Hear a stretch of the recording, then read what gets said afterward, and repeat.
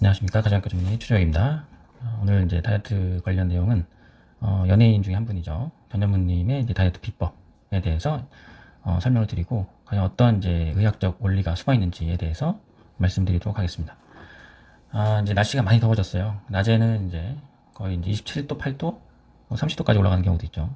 그리고 이제 날씨가 더워지니까 이제 다이어트도 조금 더 지치고 못하게 되는 경우도 많아지고 아니면 이제 불현듯 시작해야겠구나. 조금 늦었지만 앞으로 시작하는 분들도 좀 있을 겁니다. 근데 혼자 하기엔 좀 힘드니까 이제 여러 가지 유튜브나 TV 영상들을 보면서 따라 하시는 분들이 생각보다 많이 있죠.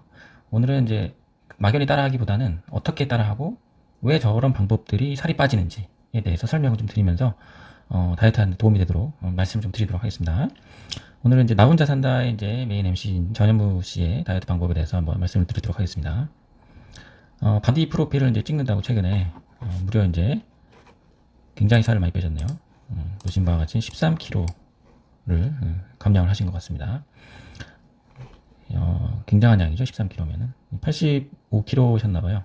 그 바디 프로필 찍기 전에는. 지금은 71.5kg까지 체중 감량을 하신 것 같습니다. 그래서 어떻게 뺐는지에 대해서 나 혼자 산다에 살짝 언급이 됩니다. 실제 하신 이제 멘트를 보면 다이어트는 운동보다 식단이 중요하고 같이 하면 좋다. 그리고 일주일에 주 2회 2시간씩 운동. 그리고 먹는 것은 닭가슴살 위주로 탄수화물 대신 단백질을 많이 먹는 식단. 이게 두 가지네요. 이 두 가지에 의해서 다이어트를 하셨다라고 보시면 되겠습니다. 이거 잘하실 수 있겠습니까? 닭가슴살을 주로 먹고 일주일에 2번을 2시간씩 운동.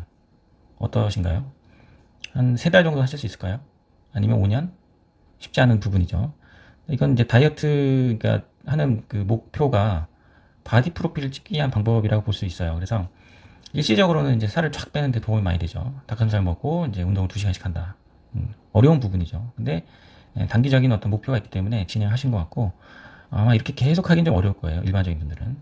운동을 이제 매일 2시간씩 하기 너무 어렵고 닭가슴살만 맨날 먹는 것도 지겹기 때문에 쉽지가 않은 방법이죠. 하지만 이 방법으로 아주 단기간에 살을 빼기 위한 좋은 방법이기 때문에 한번 설명드리도록 하겠습니다. 일단은 이제 저탄식을 하신 거예요. 탄수화물 양을 많이 줄이고 단백질, 닭가슴살 위주, 살코기 위주의 식사를 하신 거죠. 운동은 이제 주 2회 정도 했지만 결국엔 먹는 게 더 중요하다 이렇게 말씀하신 거죠. 우리가 이제 하이카본 다이어트에서 로우 카본, 카보하이드레이트 다이어트를 하시게 되면 가장 먼저 좋아지는 게 인슐린 저항성입니다. 인슐린 저항성은 저번에도 이제 처음에 다이어트 말씀드릴 때 이제 언급을 했지만, 우리가 이제 탄수화물을 먹게 되면 혈당이 이제 상승을 하게 되고 혈당 그 스파이크에 따라서 인슐린이 분비가 됩니다. 근데 인슐린이 이런 혈당 스파이크에 따라서 많이 나오게 되면 실제로 지방이 분해하는 그런 연소 과정이 줄어들 수밖에 없습니다. 그래서 이런 탄수화물을 적게 먹고 혈당 스파이크를 없애고 혈당 스파이크가 없어지면 인슐린 스파이크도 없어지고 인슐린 스파이크가 없어지니까 지방이 분해하는 연소되는 그런 조건들이 더 용이해진다. 그래서 이때 운동을 하시면 지방이 잘 타서 살이 잘 빠질 수 있다. 이런 원리가 됩니다. 그래서 저탄식이라고 운동을 하신다. 그러면 인슐린 저항성이 개선이 되는 그런 효과로 의학적으로 보면 다이어트가 된다 이렇게 볼 수 있겠습니다. 두 번째는 이제 단백질 위주의 식사입니다. 우리가 이제 탄수화물을 줄였어요. 근데 어떤 걸 더 먹어야 되느냐가 더 이제 기본인데, 근데 단백질, 닭가슴살 위주의 식사를 하게 되면 이 렙틴이라고 하는 포만감 호르몬이 정상화됩니다. 인슐린 저항성도 되게 중요하지만 이 렙틴이라는 호르몬도 정상화되지 않으면 결론적으로는 지방이 연소되는 과정이 효율적으로 일어나지가 않는다 이렇게 보시면 됩니다. 이 두 가지의 효과가 굉장히 중요하기 때문에 전현문 씨가 했던 다이어트가 효과가 있었던 거죠. 우리 그 지방 연소 과정에서 나오는 거지만 이제 렙틴이 나오게 되면 실제로 이제 지방 연소가 잘 되지 않습니다. 오히려 이제 렙틴이 많이 나오게 되면 민감도가 떨어지고 렙틴 저항이 생기면 포만감을 잘 못 느끼고 둔감해지죠. 그래서 많이 먹게 되고 실제로 이제 지방 연소 과정이 닫히는 그런 악순환이 시작이 될 수밖에 없습니다. 따라서 이제 전현무 씨가 했던 이 방법은 이 두 가지 의학적으로 보면 인슐린 저항성과 렙틴 저항성을 개선시키는 그런 아주 좋은 방법이 되겠습니다.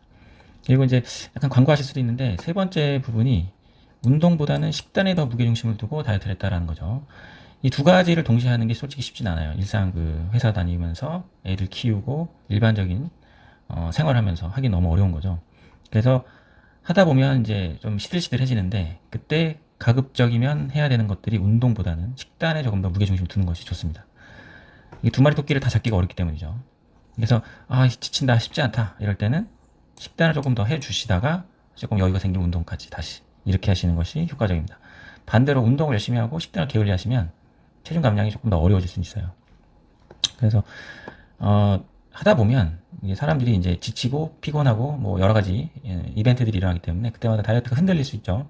근데 더 중요한 우선순위에 방점을 찍고 그거를 먼저 지키다가 시간이 되고 어떤 이벤트들이 해결이 되면 그때부터 다시 운동과 식단이라는 두 마리 토끼를 다 잡도록 다시 한번 노력하시는 것이 좋겠다라는 것이 오늘의 결론입니다.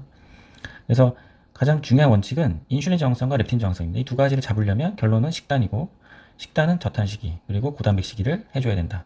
여기서 더 중요한 거는 둘 다 운동도 해야 되는데 운동까지 다 하기 힘들다. 빡시다. 그러면 일단 식단 먼저 하고 그 다음에 운동하시라가 이제 다이어트하는 포기하지 않고 하는 지름길이 되겠습니다. 뭐 잘 이해가 되셨는지 모르겠지만 오늘은 전현무 씨가 했던 바디 프로필 찍기 전에 했던 다이어트 방법에 대해서 의학적인 이론을 같이 설명을 해드렸습니다. 오늘 여기까지 하도록 하겠습니다. 감사합니다.